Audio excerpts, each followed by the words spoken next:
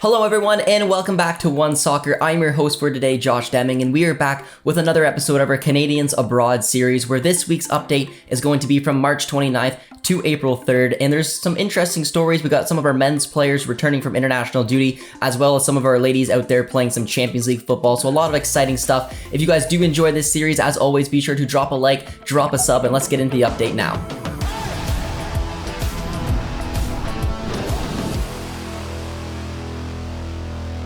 We are going to kick off this week's update with Alphonso Davies as his return is slowly approaching. Alphonso Davies expects to be back in the Bayern Munich squad for Saturday's Bundesliga clash against Augsburg.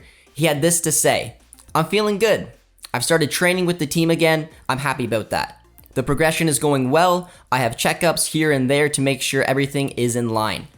He absolutely seems like he's in good spirits, and the Canadian power couple, the footy couple, Jordan Huitema and Alphonso Davies, show just how fun these two are to keep an eye on as they went over to Twitch to take a look at the World Cup draw. It was quite the stream. They are very funny, and here's some clips of them now. Didn't I say Spain, Germany, Japan, Canada? Didn't I say that? Or am I tripping? Is that thumbs up? Yeah. See? I knew I said it. Oh my gosh. Like this. Oh my gosh. If you're in that group, I need to go buy a lottery ticket. Yeah, you have to buy a lottery ticket today. Can you imagine? No, I cannot. I shouldn't have put it into existence. But you did. Well, it's about to happen. Long day. Spain, Germany, Japan. Long day. You could still be Group A. I know. But now, if you're drawn in any of these two, you go to Group E. Long day. Long day. Group B's done. Group B's done. Yeah! Your group's... Yo, not gonna lie. I kind of low key wanted to play against Germany still. All my German teammates in my ear talking about yeah, we want you guys. Watch out. You're lucky still. I wanted to get it right. I wanted to get You're lucky still. Not even gonna lie to you. We made it to the World Cup. What a fam. 36 years. How you say 17? 17 matches for us to make it to this point. So you got Belgium. And then you got Morocco. Croatia. No, we play more. No, you got Croatia. And then you got Morocco. Ladies and gentlemen, chat. Woo! The draw is complete. We're the underdogs. Exactly what someone said. Underdogs. Moving along now to Lille, we're going to take a look at Jonathan David, who racked up a bunch of minutes for the Canadian men's national team, so it was expected he would start on the bench, and that's exactly what we saw. However, David was subbed on to the match in the 61st minute as a striker in a 4-4-2 system. David had 9 touches, 2 shots, and had 1 key pass. It was a very frustrating match for both David and Lille, as they ended up drawing 0-0 against Bordeaux, bottom of the basement in Ligue 1, so not a performance you really want to see. And with that result, they now have a record of 12, 11, and 7 on 47 points, 7th place in the table. However, Lille are still only 6 points off of the 3rd place spot, which is the final Champions League spot in Ligue 1. Moving along now to the women's side of things, we're going to take a look at Khadija Buchanan as we have a couple matches to touch on. The first match being in last week's Champions League game, where Buchanan started as a center back in a 4-3-3 system. She played all 90 minutes, helping Lyon overcome a 2-1 defeat in the first leg to win the second leg at home 3-1 to advance to the semifinals, where they will look to take on PSG. Over the weekend, Buchanan started once again and played all 90 minutes as a center back in a 4-2-3-1 system, helping keep a clean sheet as Lyon won 2-0 to sit top of the table with a 17-1-0 record. Incredible week once again for Buchanan. Moving along now to Ashley Lawrence, who was also in action last week in the Champions League. Lawrence started as a right back in a 4-3-3 system, playing all 120 minutes, helping PSG see out their first leg 2-1 win over Bayern as they drew the second leg 2-2. Lawrence set up the game-tying goal to make it 2-2 in the 112th minute to send PSG through to the semifinals where they will take on Lyon. Moving along to England now, we're going to take a look at Jessie Fleming. Over the weekend, she started as a right mid in a 4-4-2 system, playing 81 minutes for Chelsea as they were 5-0 winners over Reading. Fleming played very well throughout the match, and she picked up the opening goal of the game as well. It was a very incredible goal, really good touch, and a composed finish once again, as Chelsea now sit first in the table with a 14-2-2 record. Staying in England, we're going to switch back to the men's side, where we're going to take a look at Canadian men's national team eligible player Daniel Jebsen. Over the weekend, he started and played 78 minutes as a striker in a 3-5-1-1 system. Jepsen had 1 shot, 23 touches. He struggled throughout the match with his duels, and unfortunately for Sheffield United, they lost 1-0 to Stoke, and they now sit 8th place in the table with a 17, 10, and 12 record. Still really encouraging signs to see Jepsen actually start a match, as he's really struggled to do that, and hopefully he'll get a few more chances and be able to find the back of the net. Moving down a league to League 1, we're going to take a look at Theo Corbino, who started on the bench over the weekend. He was substituted on in the 65th minute and was very dangerous down the right-hand side throughout the match, helping MK Dons pick up a 2-0 victory against Shrewsbury. They now sit 3rd in the table with a 23, 10, and 7 record. It's important for Theo Corbino to keep finding a way to get into this team, try to fight his way into the starting 11, because we know that he's going to be a potential shot at making the upcoming CONCACAF Nations League squad for Canada. Taking a look now at Richie Enen, who featured over the weekend. He started and played 74 minutes as a striker in a 5-3-2 system, as Nizhny Novgorod went on to win 2-1 against Rostov. Enen was involved in both goals throughout the match. He scored the first one with a composed finish and used some incredible skill to set up the second goal for Nizhny Novgorod. Enen only had 16 touches in the match, with 1 key pass, and was fouled once. However, it was still enough for him to pick up a man of the match performance, as now Nizhny Novgorod sit 9th in the table with a 7, 6, and 10 record. That was a real eye-catching performance from Richie Enen, who has the potential at representing 2 different countries, Canada and Ghana. Both of them are in the World Cup, so it's going to be very interesting to see if these type of performances can continue, and if Richie Enen can get on the radar of one of those 2 countries. We are going to move along now to Germany and take a look at Scott Kennedy. He did not start over the weekend because he picked up a decent chunk of time with the Canadian men's national team. However, he was substituted into the match on the 61st minute as Jan Regensburg went down to 10 men in the 27th minute. Kennedy did nothing but defend since coming onto the match. He defended in a low block. He only had 7 touches on the ball, and he only attempted a total of 4 passes. Regardless though, Jan Regensburg went on to draw the match 1-1 against Hannover 96, and with that result, they sit 10th place in the table with a 10, 7, and 11 record. Another Canadian men's national team eligible player, Marcelo Flores, has got some big news today. At the time of recording, it's a little bit before the match actually takes place, but Crystal Palace is taking on Arsenal, and Marcelo Flores is on the bench for Arsenal, so this could be a huge opportunity for him to make his professional debut. So everyone hopefully will be able to keep an eye on that, and maybe down the line, he's going to have to make a decision between Canada or Mexico. Moving along to Belgium now, we're going to take a look at Liam Fraser, who over the weekend started and played all 90 minutes as a CDM in a 4-2-3-1 system, as Dians went on to win 3-0 to move up to 3rd in the table with a 9, 12, and 5 record. Moving along to the Netherlands, we're going to take a look at Brim, who was in action over the weekend. He started and played 86 minutes as a left winger in a 3-4-3 system, as Eindhoven went on to win 1-0. Brim was very lively throughout the match. He had 40 touches on the ball, was fouled 4 times, had 1 key pass, and created a shot for himself. The result now for Eindhoven have them sitting 4th in the table with an 18, 7, and 8 record. They're only 3 points off of 2nd place, which is an automatic promotion place, so an incredible run once again from Brim and Eindhoven.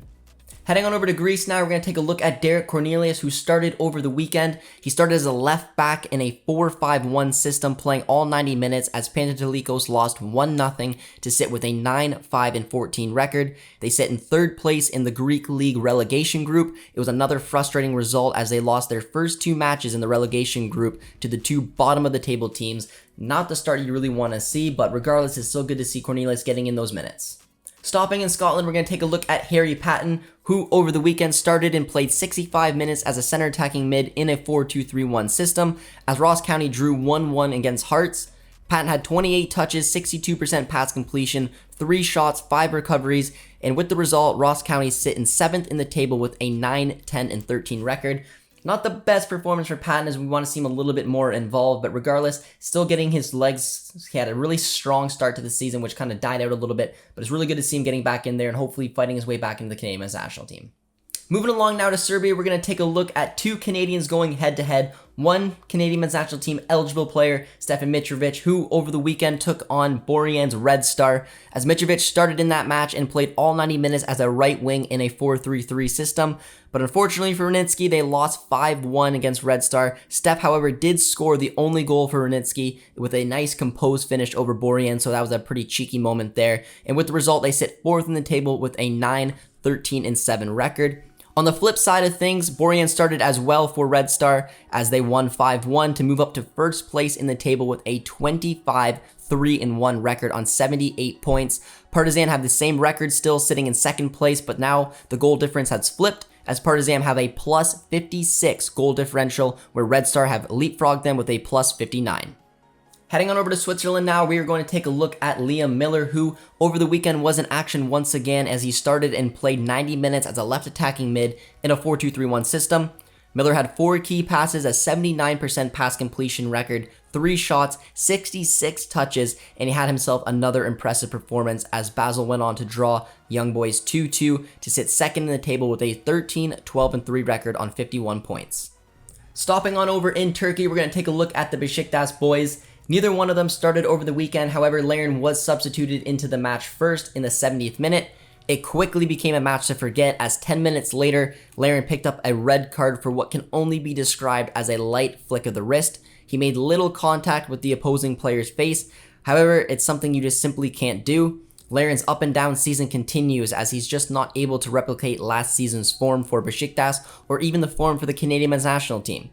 Hutch was substituted into the match on the 90th minute to help close the game out.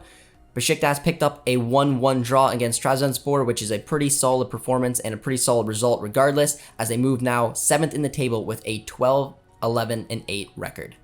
Moving along now to Samuel Adekubi, who featured over the weekend. He started and played all 90 minutes as a left back in a 4-1-4-1 system, as Hatayspor drew 0-0. He had a pretty solid game throughout, having 2 recoveries, 2 clearances, 45 touches, and a 76% pass completion record. At Hatayspor now leapfrog Besiktas into 7th place in the table with a 14-6-11 record.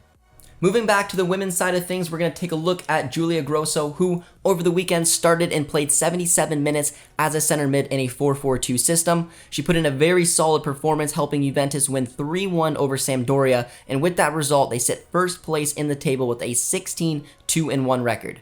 We are going to end off this week's episode with a little bit of transfer news, as Janine Beckie has signed a 3-year deal with the Portland Thorns. The team announced this on Friday, and she will join up with fellow Tokyo 2020 gold medalist Christine Sinclair, as the two seem very excited at the prospect of playing together at club level. You really love to see it. We're excited to see her return to North America and see what kind of damage she can do there. From what we're hearing, this is a purely professional move. I mean, obviously she'll be missed with Man City, and it's worth noting. I mean, she picked up 2 FA Cups while there, 2 Continental Cups. Yeah. She had a winning pedigree with Manchester City. I'm believing this is also the Karina LeBlanc effect. But I think that this is, I mean, we know that the NWSL is growing. We're starting to see, right, with their first ever CBA. I shouldn't say new CBA, but they get a CBA. We're seeing base salaries moving on up as well. We're seeing where, these women can actually earn a proper living too. Why wouldn't you also want to be closer to home in that sense? But this is also sounding pretty professional. Trinity Rodman, as we know,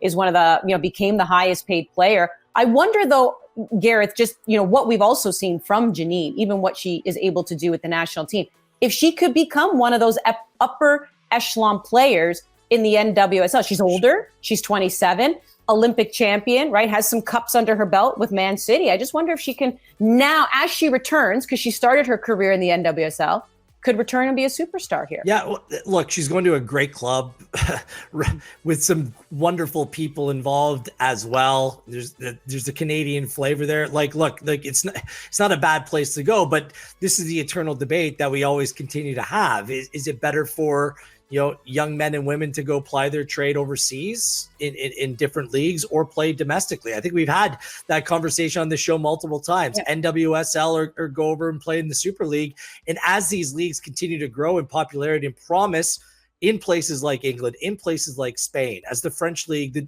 there's some good football being played.